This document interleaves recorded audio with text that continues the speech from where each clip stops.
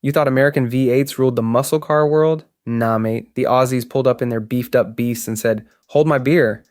Let's talk about the muscle machines that left yank tanks eating dust. While the US was busy flexing its muscle cars in the 60s, Australia was cooking up its own beasts, quietly, but with serious intent. Way out of Detroit's spotlight, brands like Holden, Ford Australia, and even Chrysler were taking the muscle blueprint and rewriting it for their own wild backyard. See, Aussie roads aren't just highways, they're endurance tests. You've got the grueling twists of Bathurst, the never-ending stretches of the outback, and then the daily school runs in the suburbs. So yeah, these cars couldn't just be fast, they had to be tough, nimble, and built like tanks with attitude. And unlike the American approach of just throw in more engine, the Aussies were after something smarter. They wanted power, sure, but also control, balance. Because out here, it's not just about going fast, it's about surviving the ride. Valiant Charger RTE 49. While the Aussies were perfecting power with poise, Chrysler Australia threw a curveball in 1972 with the Valiant Charger RTE 49, forget V8s. This beast had a 265 cubic inch straight six with triple Weber carbs, blasting 0 to 100 in just over 6 seconds and tearing the quarter mile in under 14. V8s were left eating dust, stunned by a 6-cylinder from down under. Only 149 made, pure Aussie genius. Ford Falcon XY GTHO Phase 3. Then came the Ford Falcon XY GTHO Phase 3 in 1971, a 4-door rocket that laughed at America's tightening rules. With a 351 Cleveland V8 pushing closer to 380 horsepower, it hit 0 to 60 in 6.5 seconds and topped 170 miles per hour on Bathurst's Conrod Strait. A family sedan that could school Ferraris? Yeah, that happened. While the US was trying to keep its muscle cars breathing, Australia casually dropped a sedan that could dust most of Detroit's finest without breaking a sweat. HG Monaro, GTS 350. Of course, Ford couldn't have all the fun, and Holden sure as hell wasn't going to sit on the sidelines while the Falcon stole the spotlight. So in 1970, they dropped the HG Monaro GTS 350, and let's just say, it wasn't here to play nice. This thing had a proper 350 cubic inch V8 under the hood, pumping out 300 horsepower and sounding like thunder on wheels. But it wasn't just about noise and numbers. What made the Monaro stand out was the polish. While American muscle cars were still treating front disc brakes like luxury extras, Holden slapped them on as standard. They weren't just building fast cars, they were building smart ones. The Monaro had a slick 4-speed manual that felt tight and responsive, and the Salisbury limited slip diff meant it actually put the power down instead of spinning tires like a burnout competition.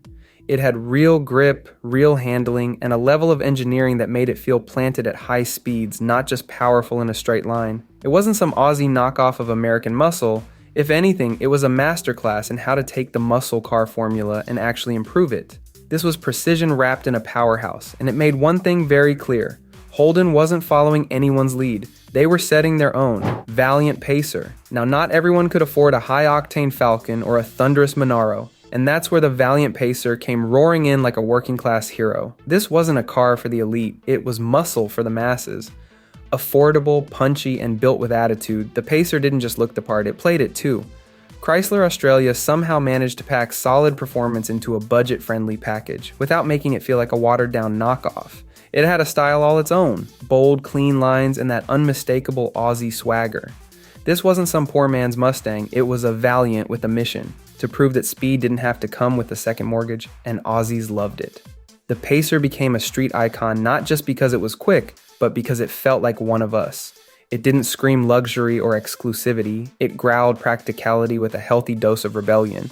It was proof that muscle could be accessible, and that a tight budget didn't mean you had to drive something boring. Holden Tirana, a 9X. But if the Pacer was the people's champ, then the Holden Tirana A9X was the scrappy underdog that walked into the ring and knocked out everyone in sight.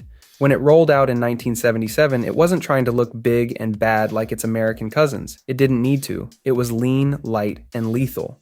While US muscle cars were starting to look like land yachts with engines, the A9X went the opposite way. Compact, sharp, and absolutely track ready. It came with 4-wheel disc brakes as standard, which was a big deal back then. Holden even redesigned the rear floor pan just to fit stronger axles and tighten up the handling. Every inch of the A9X was engineered to dominate, and dominate it did. The real mic drop moment came in 1979 at Bathurst. The A9X didn't just win, it obliterated the field by 6 laps. That's not racing, that's a public service announcement. It was the kind of victory that left the competition blinking in disbelief, while the rest of the world suddenly started paying attention to this little Aussie rocket. See, American muscle may have ruled the drag strips, but out on the racetrack, where balance, brakes, and brains actually mattered, the A9X made it look easy. It didn't just beat the big boys, it embarrassed them. Bulwell Nagari. Think Aussie muscle only came from giants like Ford and Holden? Think again. The Bulwell Nagari was born in a tiny workshop, built by 2 brothers with big dreams and fiberglass magic. Packing a Ford V8 and wrapped in a featherlight body, it sprinted quarter miles in the mid-13S with agility that made it part muscle car, part ballerina. As Aussie auto legend Peter Robinson said, it was raw power in its purest form. The Nagari was slicing through corners with precision and looking damn good while doing it. It wasn't just a car. It was proof that Aussie engineering could take on the world with heart, brains, and a little homegrown grit. Ford XC Falcon Cobra. And just when you thought the Aussie muscle car scene couldn't get more iconic, Ford decided to throw one last party before the curtain dropped. Enter the Ford XC Falcon Cobra, a rolling tribute, a collector's dream, and the perfect way to say goodbye to the 2-door hardtop era. This wasn't some rushed farewell. Ford went all in. Only 400 Cobras were made, each one numbered and dressed to kill. The first 200 came loaded with the 351 Cleveland V8, while the rest still packed a punch with the 302. Add 4-wheel disc brakes, a limited slip diff, and those iconic Bathurst Globe wheels, and you had a machine that was built for the track but looked just as mean on the streets. What made the Cobra special wasn't just the specs, it was what it represented. This was the finale of a decade-long symphony of power, speed, and Aussie automotive evolution. While American companies were trimming fat and dialing down performance, Ford Australia gave the muscle car a full-throttle send-off, wrapped in blue and white stripes and ready to strike. It was loud, proud, and unapologetically Australian. A car that didn't just close a chapter, it signed off with a burnout and a roar that echoed across the outback. Now, it's one thing to build a fast car, it's another thing entirely to prove it can survive the wild. And in Australia, that wild was called Bathurst. Mount Panorama wasn't just a racetrack, it was a brutal gauntlet. Long straights, hellish corners, and elevation changes that would make a roller coaster jealous. This is where Aussie muscle earned its stripes, where legends were forged in tire smoke and grit. The Ford GTHO, an absolute beast on this mountain. And when you've got someone like Alan Moffat behind the wheel, it's game over. He didn't just win, he cemented Ford's place in motorsport history. Then came the Tirana A9X, and oh man, that car didn't just win Bathurst in '79, it obliterated the competition. 6 laps ahead. That's not just a win. That's a full-blown mic drop. Even the underdog Valiant Charger, with its so-called puny 6-cylinder engine, was smoking V8s like it was nothing. These weren't just cool street cruisers. They were full-blown race machines, proving themselves in one of the toughest environments on Earth. While American muscle was flexing on smooth quarter-mile tracks, Aussie muscle was dodging kangaroos at 170 miles per hour on a mountain made of nightmares. And let's talk about why. How the hell did a bunch of engineers down under, without the cash and the muscle of Detroit, manage to build cars that could slap around American giants? It wasn't magic. It was smart, scrappy, no-nonsense Aussie engineering.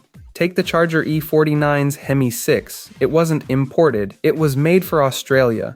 Compact, lightweight, brutally effective, and way more efficient than the typical gas-guzzling V8s. Or look at how Ford and Holden didn't just bolt an American V8s. They tuned them, tweaked them, and paired them with Aussie-made parts to make them stronger, meaner, and more suited to local roads and brutal conditions.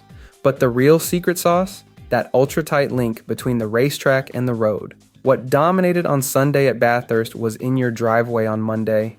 Everything they learned on the mountain made its way into the next production run. It wasn't about selling you a fantasy, it was about giving you a car that could genuinely go the distance, from the city, through the outback, and across the finish line. American muscle might have had the marketing budget and the chrome, but Australian muscle had the scars, the stories, and the stats to back it up. So if you're as pumped about these Aussie muscle legends as I am, why not hit that like button like it's a burnout at Bathurst? And hey, don't just be a lurker, drop a comment telling me which Aussie muscle car you'd take for a spin, or maybe a street race against an American V8. Subscribe if you want more stories that rev engines and break stereotypes, because around here, muscle cars come with a side of attitude and a whole lot of Aussie grit. Let's keep this ride going.